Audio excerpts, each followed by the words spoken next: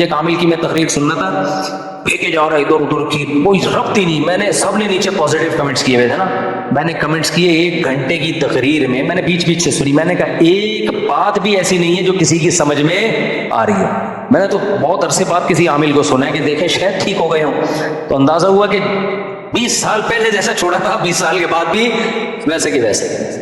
تو عامل لوگ یہ بہت حرکت کرتے ہیں, خوب سمجھ لو, بیویوں پہ قبضہ کرنا, کیونکہ یہ بڑے ملنساری سے بات کرتے ہیں, اور پھر ایسا عورت کو یہ لگتا ہے کہ بھئی میرے مسائل کا حل اسی کے پاس ہے, اتنے بڑے نیک ہیں تو شادی ہی کیوں نہ کر لو. پھر خواب میں بھی آ رہے ہوتے ہیں وہی عامل.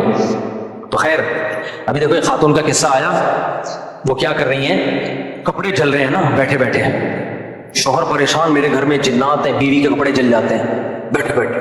میں تو ایک ہی جواب دیتا ہوں, بھائی کوئی شعبدے بازی ہے, اور اگر جادو بھی ہے نا تو سورہ فلق سورہ ناس کے علاوہ کوئی حل نہیں ہے. بعد میں کیا پتا چلا بیگم صاحبہ سگریٹ کا وہ لیا ہے, خود ہی جلا رہی ہیں چپکے سے, شوہر کو یہ باور کرانے کے لیے کہ مجھ پہ جن آ رہا ہے. کہانی کچھ اور تھی. تو بڑی بڑی کہانیاں ہوتی ہیں بھائی, بڑی بڑی فلمیں مارکیٹ میں چل رہی ہیں, صحیح ہے, کبھی بھی دھوکے میں نہ عاملوں کے.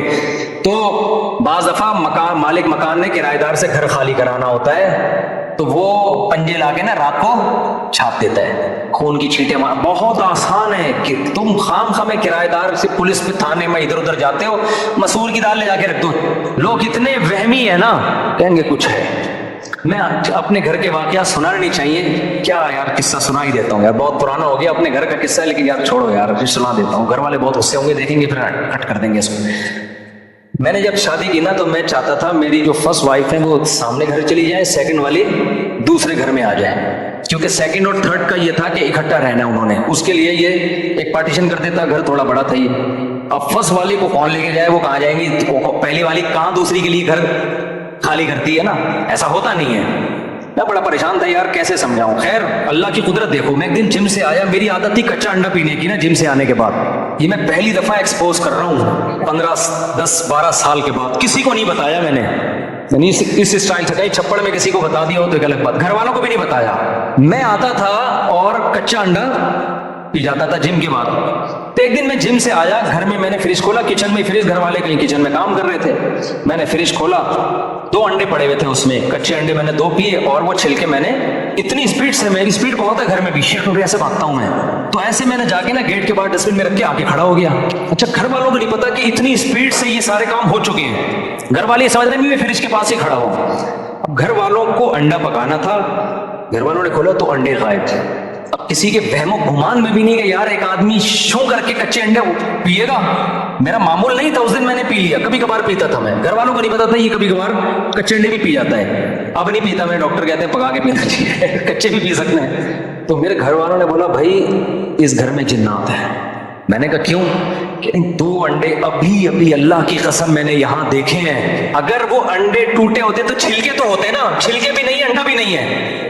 میں چپ, جو صبح شام جنات اور عاملوں کے خلاف تقریریں کرتا ہوں نا, بالکل چپ. گھر والوں نے کہا مجھے اس گھر سے نکالو بھائی, مجھے اس گھر سے سامنے والے گھر میں شفٹ کریں.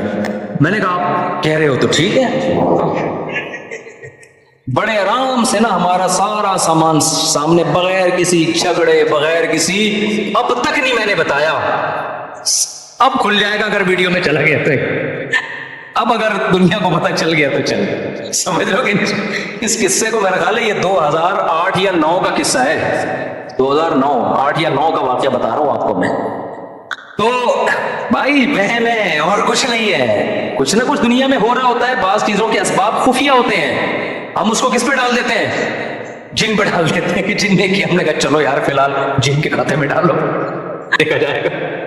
پہلی دفعہ میں جن کا واقعہ سن کے خاموش رہا ہوں. تو میں یہ آپ کر رہا ہوں کہ ہماری قوم کی یہ نفسیات ہے, کرایہ دار سے مکان خالی کروانا ہو, مکان کی قیمت گرانی ہو, 2 ٹکے کی, آپ کو دشمنی نکال لی ہے, 3 کروڑ کا مکان ہے اس کا, آپ پریشان ہو, یہ حسد میں چل رہے ہو نا, یار 3 کروڑ کا مکان, میرے سامنے کا بندہ ہے بزنس کر کے 3 کروڑ کی پراپرٹیاں بنا رہا ہے, کوئی آپ جا کے تھوڑی سی نا لال رنگ لے کے چھینٹے مار کے جائے کرو بیٹے, مسور کی دال پھینک کے آ جاؤ.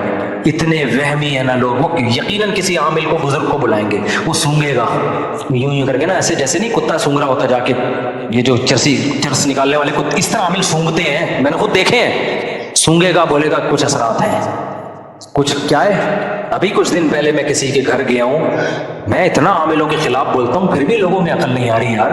ایک صاحب کہنے لگا ارے مفتی صاحب بالکل صحیح ٹائم پہ, اسی ہفتے کا واقعہ, کہہ رہے صحیح ٹائم پہ آئے آپ. میں نے کہا خیریت؟ کہہ رہے ہیں یار میں کرولا میں آیا تھا, میرے پاس ریموٹ, وہ جو کنٹرول والی جو چابی ہوتی ہے, ریموٹ تھا میرے پاس, وہ میں جیب میں ڈال کے گھر گیا ہوں, واپس آیا ہوں جیب میں چابی نہیں. کہہ رہے ہیں میں نے امریکہ بھی فون کیا, کہہ رہے ہیں بھائی کچھ ہے, کسی مفتی کو دکھاؤ, کچھ ہے بھائی, چابی غائب ہے, کچھ ہے, کسی مفتی کو بتاؤ. آپ مفتی صاحب آئے ہیں, آپ بتائیں کیا ہے یہاں پہ. میں اس کے گھر گیا نا, ایسا کباڑ خانہ بنا ہوا تھا گھر. میں نے کہا یہاں بندہ زندہ واپس آ جائے نا, یہ بڑی عظمت کی بات. کہیں غلطی سے رکھ دی ہوگی چابی اس کباڑ میں, سلیقہ تو نظر آ نہیں رہا. وہ شاید شفٹنگ کر رہے ہوں گے, میں کسی کی برائی نہیں کر رہا, ہو سکتا ہے مکان شفٹ کر رہے ہوں, اس طرح چیزیں. تو میرے ساتھ ایک دوست بھی تھے, انہوں نے بولا اس گھر میں تو سب کچھ گمے گا, غلطی سے بھی کہیں بھولے سے بعض دفعہ کوئی چیز رکھ دی تو کہاں ملے گی اس کباڑ میں.